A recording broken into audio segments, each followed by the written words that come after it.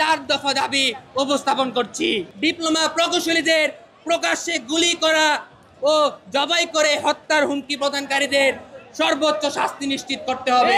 BSc engineering শিক্ষার্থীদের অযৌক্তিক 3 দফা দাবি প্রকাশ্যে পরিচালিত সকল কার্যক্রম রাষ্ট্র কর্তৃক অনতিবিলম্বে বন্ধ করতে হবে। কারিগরি ছাত্র আন্দোলন বাংলাদেশের উত্থাপিত যৌক্তিক 6 দফা দাবির রূপরেখা ও সুপারিশ অনুযায়ী পূর্ণাঙ্গ বাস্তবায়ন করতে হবে।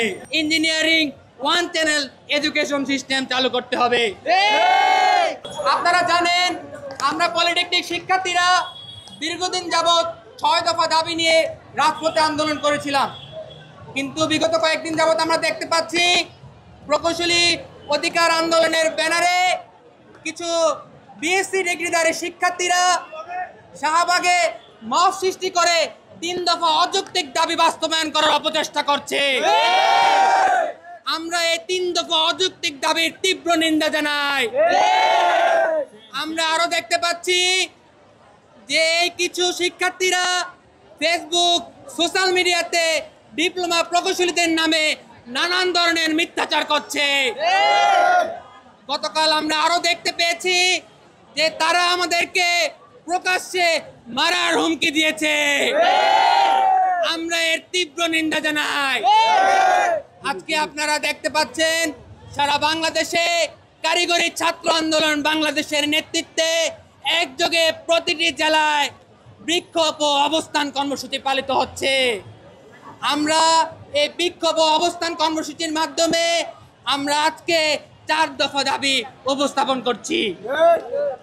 আমাদের আজকের প্রথম দফা, প্রকৌশলী অধিকার আন্দোলন কর্তৃক ডিপ্লোমা প্রকৌশলীদের প্রকাশ্যে গুলি করা ও জবাই করে হত্যার হুমকি প্রদানকারীদের সর্বোচ্চ শাস্তি নিশ্চিত করতে হবে।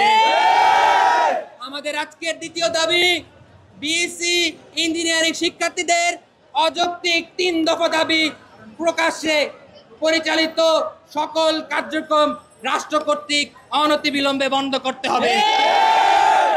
আমাদের আজকে 3 নম্বর দাবি, কারিগরি ছাত্র আন্দোলন বাংলাদেশের উত্থাপিত যৌক্তিক 6 দফা দাবির রূপরেখা ও সুপারিশ অনুযায়ী পূর্ণাঙ্গ বাস্তবায়ন করতে হবে। আমাদের আজকের সর্বশেষ 4 নম্বর দাবি, ইঞ্জিনিয়ারিং 1 চ্যানেল এডুকেশন সিস্টেম চালু করতে হবে। আমরা আজকে যে দাবিগুলো উপস্থাপন করছি এগুলো যে শুধু আমাদের স্বাস্থ্য সংশ্লিষ্ট এরকম নয়। আমরা দেশের উন্নয়ন চাই, আমরা কারিগরি শিক্ষার উন্নয়ন চাই এবং আমরা পলিটেকনিক শিক্ষার্থীরা অন্তর্বর্তীকালীন সরকারকে সর্বোচ্চ সহযোগিতা করতে চাই।